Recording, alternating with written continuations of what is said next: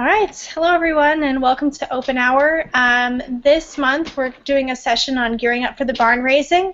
It's going to be a loose discussion with anybody who joins about gearing up for the event.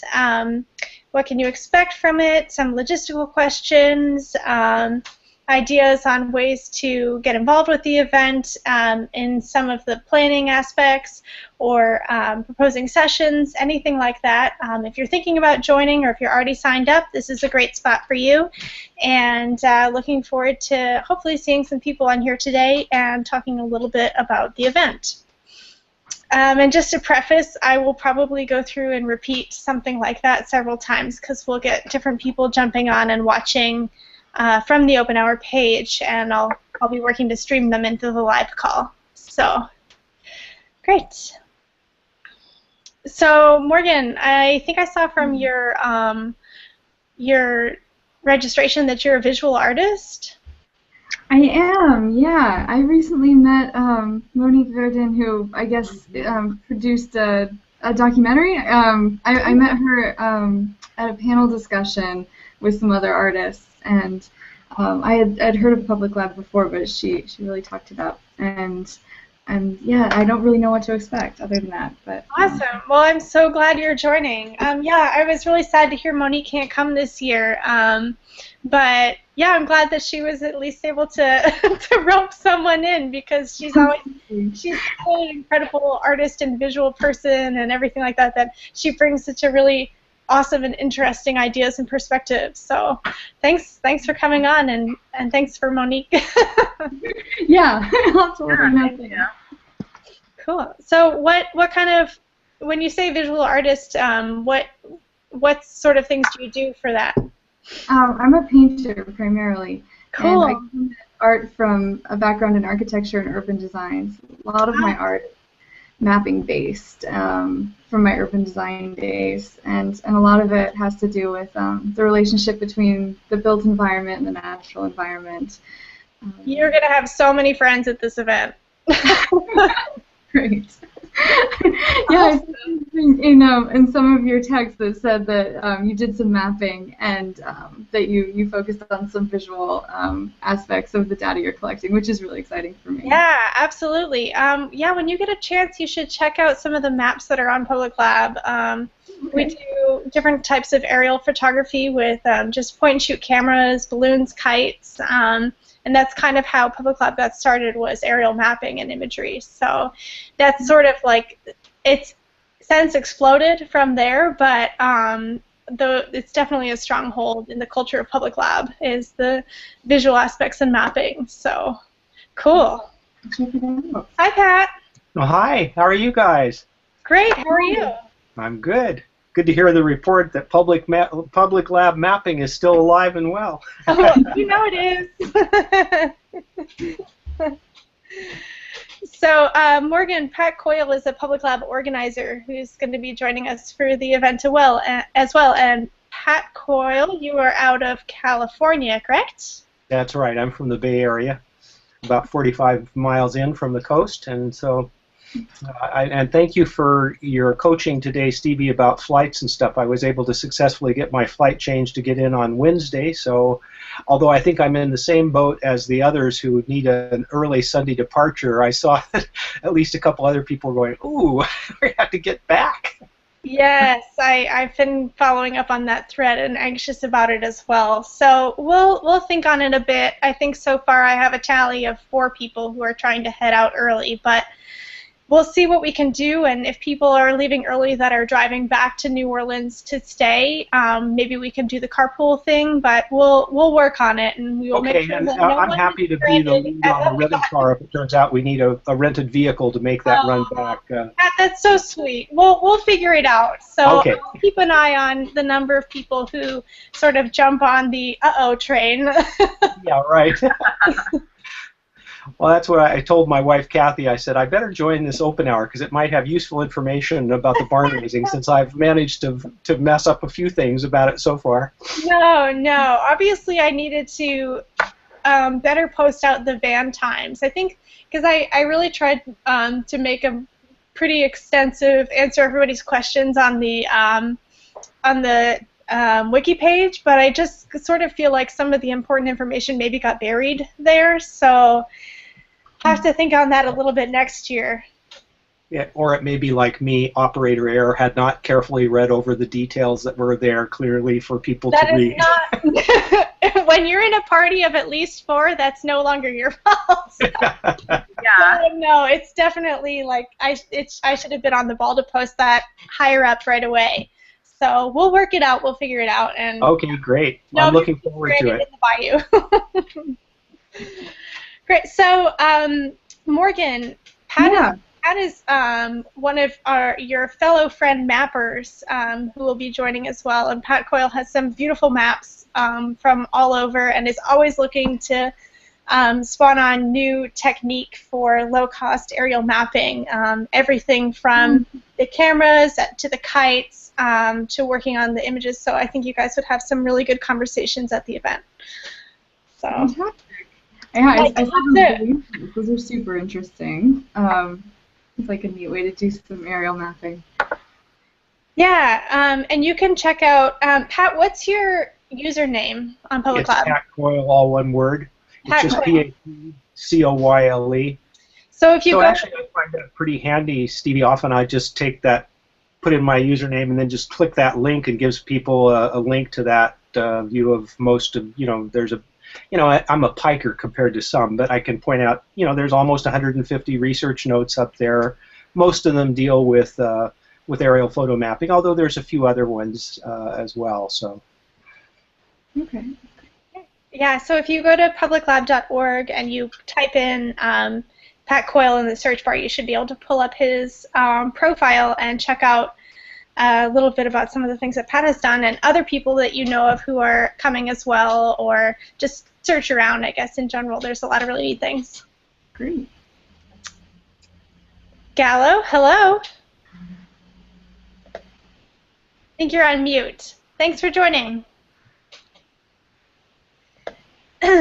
So, Pat, when was the last time, or have you been to a barn raising, or is this... I think I made the first one, so it's been quite a while. Oh, great. So. Okay. Oh, in Asheville? Hi, Liz. Hey, I'm hiding out, eating dinner and stuff. Were you in Asheville with us? No, well, no, if I said the first one and the first one was in Asheville, I meant the first one I think that was held at Cocodrie, but I'd have to double check the date on it. Oh, that's great. That would make sense. So we haven't seen you in a while. Yep. I'm out here by myself in the Bay Area. So. Yeah. Oh, that reminds me. Oh, someone wanted someone to speak in the Bay Area. Crap. Okay, let me look something up real quick. Sure. I'm always game if I can support it. I'm spread a little bit thin now. I've got an Engineers Without Borders regional workshop coming up the weekend of the 14th in Cal Poly. Ooh. Which the last time it was there, I was able to use. Actually, Ned Horning helped me to process some imagery. Actually, I guess I was able to get his plugin at that time to run. And so we have a couple of nice maps of the Cal Poly, a portion of the campus that are visible and NDVI imagery, and it was really a well-engaged student group that participated. So we'll see how we do this time. Hi, Jessica. Hello. How are you? Hi. Great. So, number of people on here and a couple of first-timers. Gallo, are you still muted, or are you able to speak? Hi, I am able to speak. Hi, great. Thanks for joining us. So, there are a number of people on here who are registered to come to the barn raising, and maybe a couple people who aren't. So maybe we could just give a little quick overview of what the barn raising is, what we do there, and what to expect, and answer some questions maybe. How does that sound all right? Yep. Cool. Okay. So the barn raising is Public Lab's annual event. It's the closest thing we have to a conference, and it's hosted annually in South Louisiana, in this place called a town called Cocodrie. It's a real tiny town, and it's hosted at a center called LUMCON, Louisiana University's Marine Consortium. It's a retreat-style event, so we all stay there. There are dorms there, and the event normally does like a regular 9 to 5 daytime things with some evening activities. So you stay there, you eat there, you go to the barn raising and extra events there as well. So the event itself is run in an unconference style, which basically means that we go there and do things together while they're there. Like, instead of a conference where the schedule is set ahead of time, we actually set the oh, I'm getting a little feedback. I think I might need someone to mute here. I'm not sure who it is. Okay, that's better. Sorry about that. So whereas a conference is set, that you have the schedule ahead of time, you maybe pick out your sessions or your tracks that you want to go to, this is completely the opposite, where everybody participates in what we call a marketplace.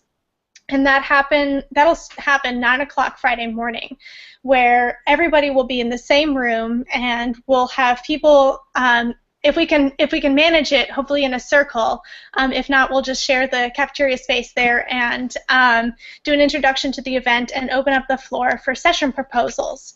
So anybody can propose a session, and that can be anything from going outside and going mapping to working on, you're thinking of this device that does water quality work and you want to work on it with people who have interests in that, or maybe you want to host a discussion about the readings that there have been a couple readings passed around on the Barn Raising Google group that a lot of people have gotten in on, and it's on the Barn Raising page, and maybe you want to host a discussion about that. So all the sessions are proposed right there at the beginning, and then you'll find that we set the schedule together. So everybody will take the session ideas that are written on these pieces of paper, and we'll parse out the whole weekend in terms of what we end up doing. So there tends to be a really large variety of things that happen. Some of them are very hands-on, some of them are very discussion-based, and it's a lot of fun. So something new that we're adding this year is the opportunity for people to propose sessions on the days following Friday. We have a lot of joiners that are coming in Saturday morning, so we'll have a space to open up or adjust the schedule. Another thing that's new this year is that we're going to have lightning talks on Saturday afternoon, which is something that we haven't done in the past, but there was an interest. So maybe if you're not at the point of wanting to propose a session, but you have something that you want to share and talk about, lightning talks, there's an option for that. So that's kind of a general overview of how the barn raising works and where we are for it. Does anybody have any questions, anything that I missed or that you're curious about? I have a quick one. Yeah. What's the format usually for lightning talks? So are they like 10 minutes and someone gets up and speaks? Or can you tell me like what those have been like in the past? Yeah, actually, that's a great question. This is the first year we're doing lightning talks. So I actually don't have any outline for that right now. I have done them before at other events where they're 10 minutes. But I'm totally open to suggestions, and it also could be a factor of how many people are interested in giving them. So I think right now we have an hour, I can't remember if it's an hour or an hour and a half blocked off for these, and that could be flexible as well. So, but yeah, if you have suggestions, I'm totally open. Okay. I don't really. I'm just interested in the idea. And do you have a projector, or is it like someone standing up and telling a story kind of thing? Yeah, so that's something I haven't thought about that's a good idea is I haven't thought about the media for the lightning talks. So the way we sort of thought that would happen was the barn raising, the sessions happen in breakout rooms. So we'll have 3 spaces where people can go and work on sessions. So you can essentially have 3 sessions at a time, whereas something like the lightning talks will probably happen in a group setting. In the biggest space LumCon has is the cafeteria. So that's a great point. Each room, I'm pretty sure, trying to think about this, at least 2 of the rooms will have projectors, and I'll just cart one of them out probably for the lightning talks, and if anybody wants to use it and can do a quick PowerPoint, that should be easy. Cool. There's another fun thing that might happen with the lightning talks, which is that Jeff Warren wrote a voice recognizing program that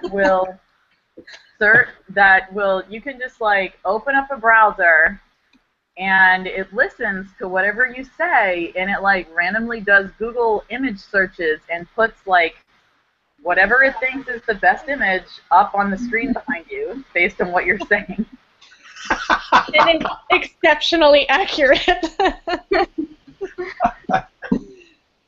So if you use like certain key phrases that you wrote in your research notes, you'll get the pictures from your research notes.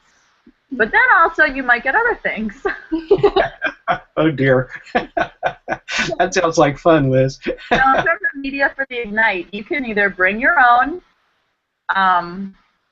respectable media, or you can wing it. So maybe we could go over a couple other things if people are interested in sort of delving into this a little bit. We can give some examples of sessions that have happened in the past, which might be kind of interesting and spurring some ideas of things that you could bring or propose as a session. Some examples that we have had are maybe something interesting to people who aren't from Louisiana, and having people who are from Louisiana host a session on land loss and the policy and implications that have come around that, and that was very much a discussion-based one. We've had other sessions. I remember last year specifically, we were working to develop the oil testing kit. So working on getting the version of the kit that we had out there to a group of people for feedback and ideas. And from that, we actually figured out how to write what the beta program would look like for the oil testing kit, which is out now and currently running. So other things that have happened are people writing, working together to write education material. If they notice maybe water quality, there's a lot of interest in water quality, but not a lot of information available about how to talk about it to different audiences. So actually coming together to write that kind of material. So those are just kind of some examples of some things, some sessions that have happened or could happen. Let's see. On another vein, there are a lot of opportunities to get involved with a little bit more of the logistics of barn raising. So because we do this sort of community-run event, it's very much like people actually get involved with the planning and participating and making sure that it happens smoothly.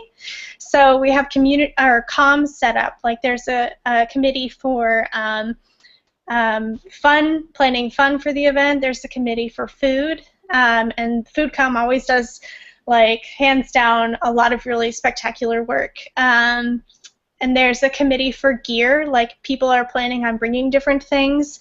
They'll organize like the spreadsheet or the way to talk to others about what's coming and what we're hoping to come from different places. There's, I think this year, the first year, we're going to have BabyCom. We've had several people come with small children and trying to figure out, you know, what does that look like at an event with 50 people when you have a baby or a toddler. So we have people specifically organizing around activities for children or babies that show up. Let's see. We have a .com for social media. And we're also getting, Liz, what's the one that Jeff is putting together this year? .com? Oh yeah, I'm not sure if it's meant to actually be dot versus doc, but starting at Leaf Fest, Jeff has been doing this thing of, I guess he like draws on a big piece of, on like a big sketchbook all day with like the notes and makes it like a newspaper. And then like quickly either Xeroxes it or photographs it or whatever, and then distributes it out over dinner. And I think does a dramatic reading, maybe. So it's sort of like the daily newspaper. It's cool. I'm wondering as well, like one of the things that we've noticed, or I noticed last year, was people were reporting back from sessions, but there wasn't anything, like not in a written form. And maybe DocCom is thinking about that in terms of like getting research notes up or things about like what happened in the session. Yeah, we really, I don't know why we didn't really take notes last year. We had it was like super valuable, but we really didn't get those notes done. So, I mean, like before, in previous years, we would have like one person in every session, whatever session they were in, not like this, just like one person per session taking notes. And you can use the pad that's on the Barnraising page, or you could type it in your own computer on a text document or something, or take notes on paper, or illustrate notes if you're that kind of person. And then, like, it just didn't really happen last year, and I feel like we missed a lot. I mean, what do you guys think about, like, taking notes in session? Is it taxing, or is there a format you like, or something you don't like?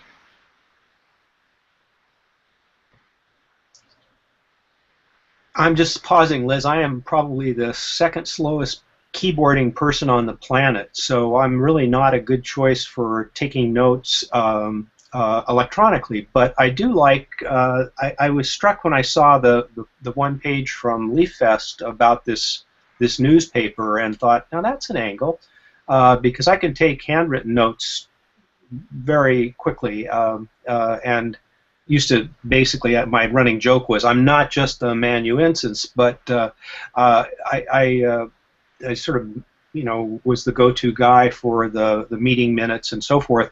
And my saving grace these days is I can use drag and dictate to put those notes into text fairly quickly after the fact, but you can't really be a very good participant if you're also speaking into drag and dictate as you are observing the session. So, but I think there's real value in capturing the notes and being able to share them. I recall that the one that I went to, there was I think there were people either writing into notepads or they were sharing the notes in real time from the session in an interactive way, even as I recall. Yeah, that's really fun. Yeah, like when you use the pad on or like say you're working on air quality, you can just use the pad on the air quality wiki page. And then like any number of people can type in there, and it usually helps if like, one person's typing super fast and like someone else comes in and fills in the artistic details of the discussion. Yeah, something like that. That seems like that's something that could be encouraged and used to advantage. Yeah. Yeah, maybe that's something last year we just sort of missed it in intro, or I don't know why it didn't quite go through, but and from the regional barn raising, for those of you who are new on here, we started last year hosting a regional barn raising as well. So we did the first one in outside Boston, and we just hosted the second one outside, or pretty much in Chicago, and those were great. But mostly what we captured from that as well was just a list of the session, what was done as a session, and again, not as many like detailed notes. But I think it's hard because everybody as well wants to be engaged in the session. Yeah. So.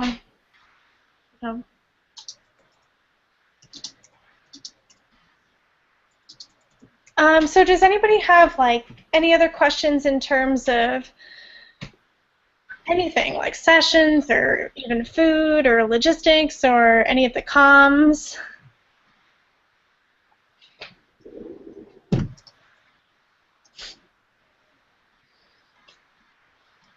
Easy group.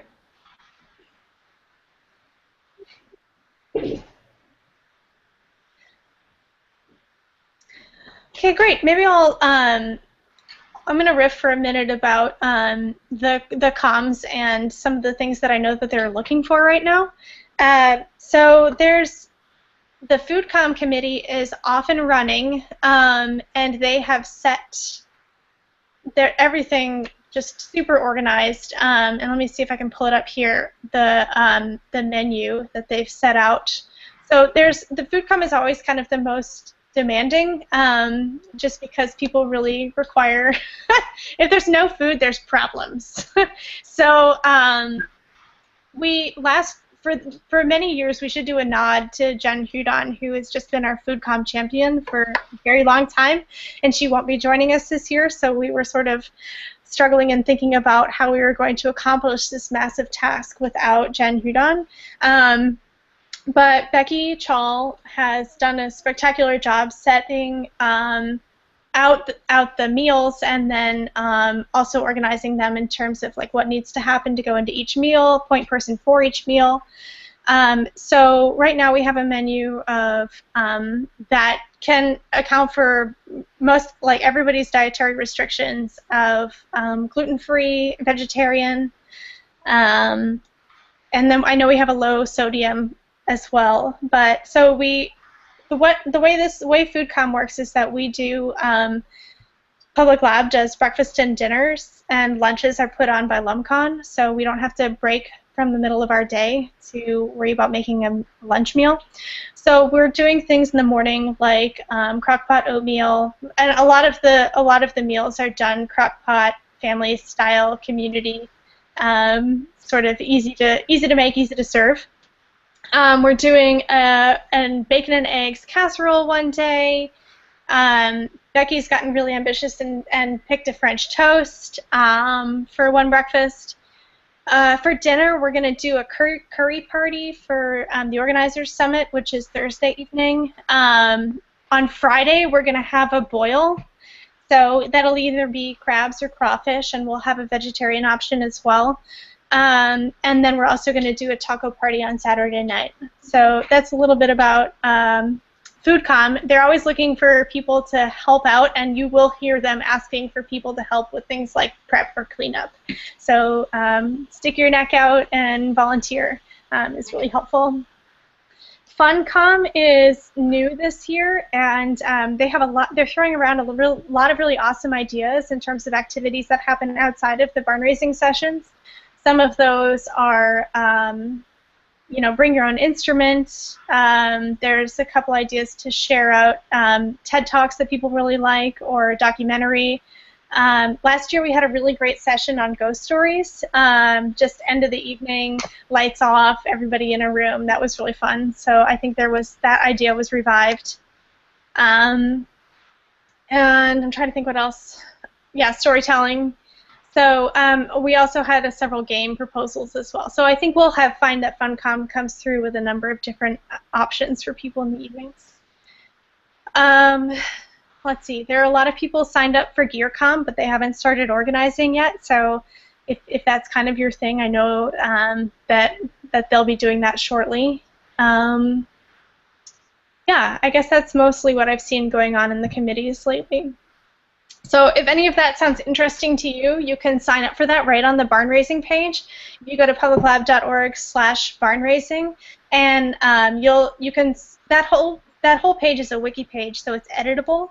So you can just click edit, and there's a number of things that you could add on there. You can add, if you want to join on a committee, just put your name under that specific committee.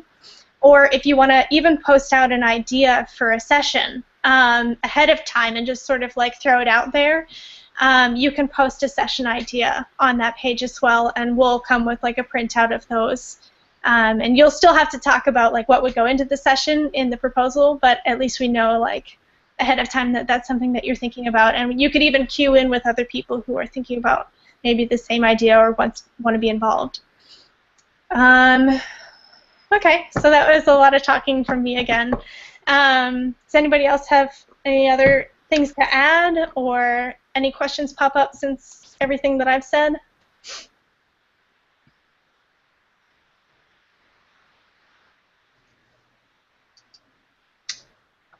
All right.